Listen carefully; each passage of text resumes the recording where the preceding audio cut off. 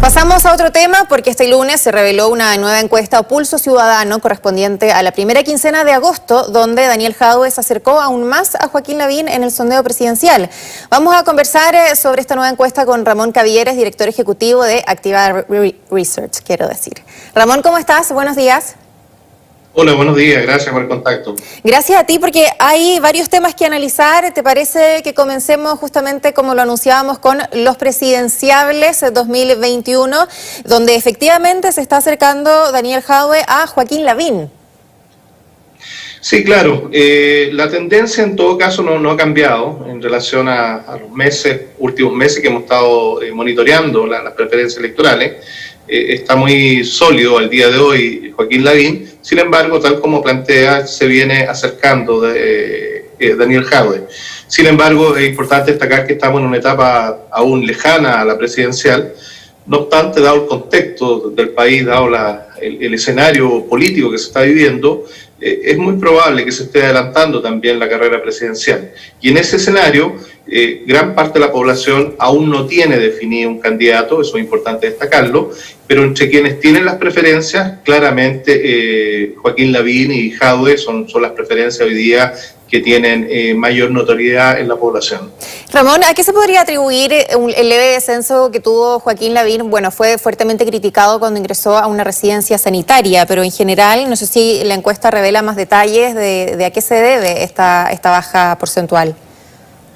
Mira, en esta medición las variaciones que se observan no son relevantes, no son estadísticamente significativas, técnicamente hablando.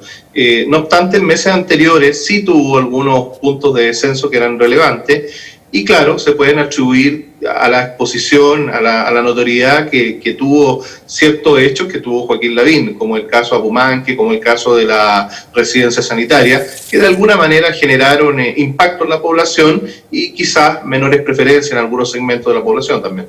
José Antonio Kast tiene el mejor registro desde marzo de este año. Claro, tampoco es un aumento tan significativo, sin embargo sí tiene un mejor desempeño. Exactamente, tiene un mejor desempeño.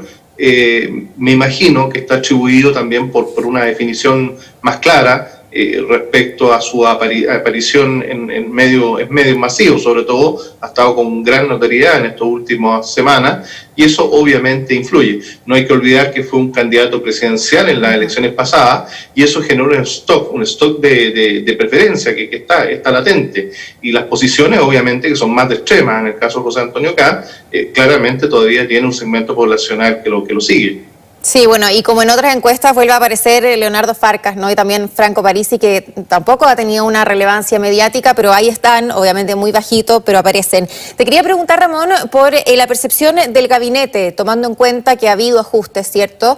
¿Se notaron de manera positiva, de manera negativa? ¿Se mantiene más o menos la tendencia? Yo diría que el cambio de gabinete no ha tenido un impacto relevante en términos ya sea de la aprobación del presidente como la aprobación misma del gabinete. Hoy en día el gabinete goza de una aprobación del 14%, lo cual es muy baja, ¿no? Por lo tanto, no había un impacto que ha apalancado en definitiva un mejor desempeño, llámese del presidente o del gobierno en general. Ambos gozan de niveles de aprobación bastante bajos y condicen con la situación política, social, económica, evidentemente, que vive el país. ¿Algún ministro que haya tenido un descenso importante en su popularidad o quizá una mejor percepción? Mira, nuestra encuesta no evalúa ministros de manera específica, solamente evaluamos el equipo completo. Claro, ¿ya? O sea, no hacemos una evaluación específica, salvo cuando evaluamos autoridades en el desempeño de la gestión de la pandemia, evaluamos los ministros que más se relacionan con la gestión. Exactamente, y él sí ha tenido un aumento relevante y significativo al ser considerado en la última encuesta como la mejor autoridad en el desempeño en el manejo del COVID-19, superando a Isquia Siches, que había liderado por largos meses como la autoridad más positiva en términos de su desempeño.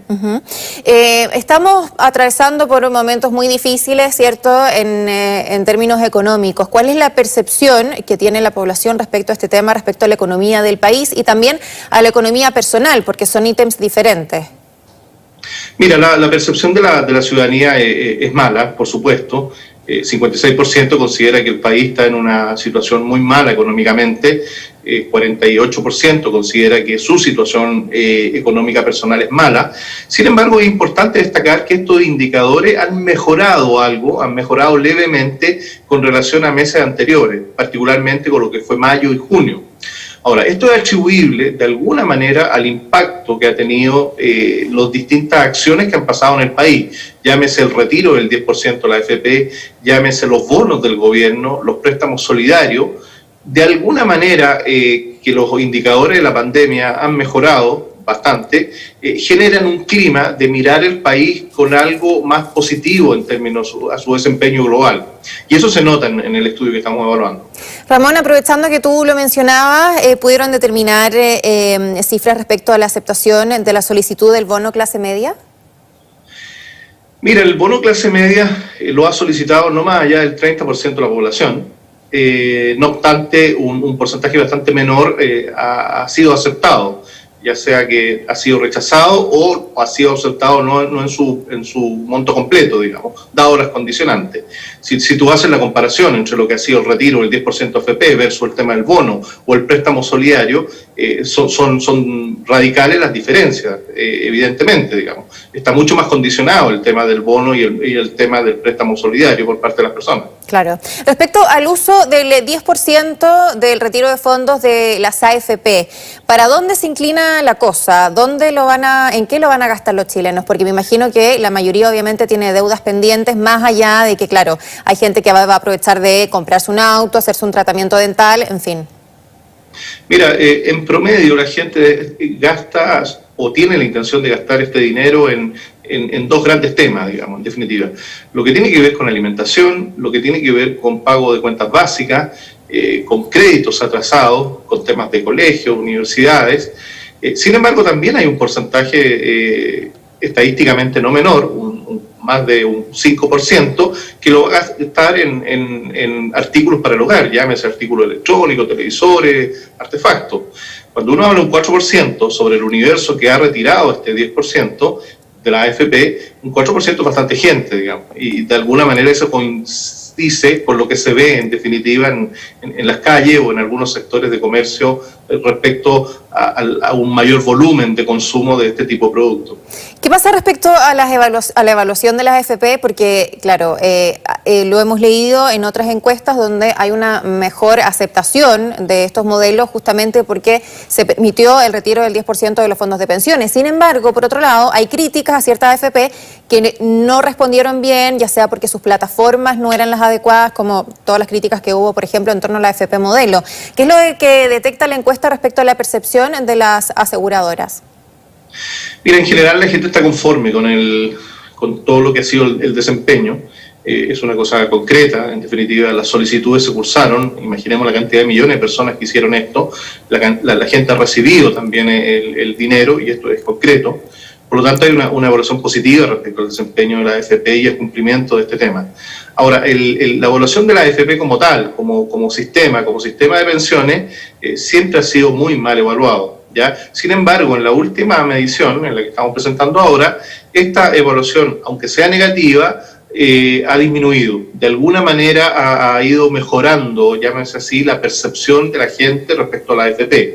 Y esto claramente tiene que ver con lo que ha sucedido respecto al tema del 10%. Ramón, creo que es muy relevante un ítem que destaca esta encuesta y que tiene que ver con la percepción de felicidad, porque acá se abarcan muchas cosas, obviamente. Hay una angustia latente por lo que significa estar enfrentando una pandemia, pero también por la incertidumbre laboral, las personas que han perdido su empleo, también la proyección que se hace para la economía de nuestro país. ¿Cómo se ha movido la curva respecto al índice de felicidad desde marzo hasta la fecha? Claramente la población de Chile, en el mundo en general, no lo ha pasado bien, no lo estamos pasando bien. Hay angustia, hay temor frente al tema de la salud, frente al tema económico, y eso que el tema económico está partiendo fuertemente ahora, en definitiva. Sin embargo, nosotros seguimos mes a mes, quincenalmente, en realidad, indicadores respecto a cómo se sientan en torno a la felicidad. Fíjate que hoy día prácticamente el 48% de la población se siente feliz, ¿ya? Se siente feliz. Ahora, la felicidad en la gente va más allá de los hechos puntuales que pueda vivir. Esto ya tiene que ver, en definitiva, con sentirse feliz con la vida. Sin embargo, esta última quincena ha aumentado el indicador de felicidad.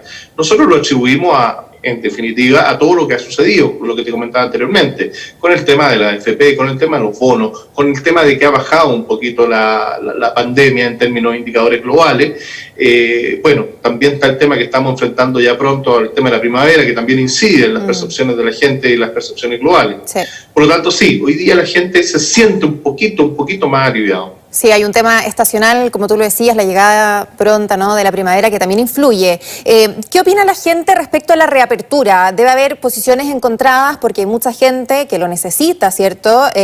Porque obviamente ha tenido que suspender sus labores, pero también porque está asociada con la reactivación económica. Sin embargo, tiene que haber algo de temor respecto a una vuelta a la normalidad como la que hemos visto en algunos centros comerciales, donde, claro, da susto lo que pueda pasar, ¿no? Mira, el 45% de la gente está en desacuerdo con el plan paso a paso. No es un desacuerdo mayoritario, no obstante hay un 45% que está en desacuerdo. Sin embargo, una cosa es estar en desacuerdo y otra cosa es cómo convives con este tema, del tema de la pandemia y el tema económico. Y esto queda demostrado, en definitiva, que en la medida que yo también puedo estar en desacuerdo con la apertura, pero en la medida que se abren las comunas, se abre cierto comercio y dependiendo de la dinámica laboral que yo tengo, de la dinámica de negocio que yo tengo para subsistir, bueno, evidentemente la gente también toma las conductas y es lo que se vio ayer en algunos malls de Santiago. Por lo tanto, hay temor, hay en cierta medida un nivel de desacuerdo, que no es mayoritario, pero la gente también tiene claro que el país se tiene que empezar a abrir y se tiene que desarrollar.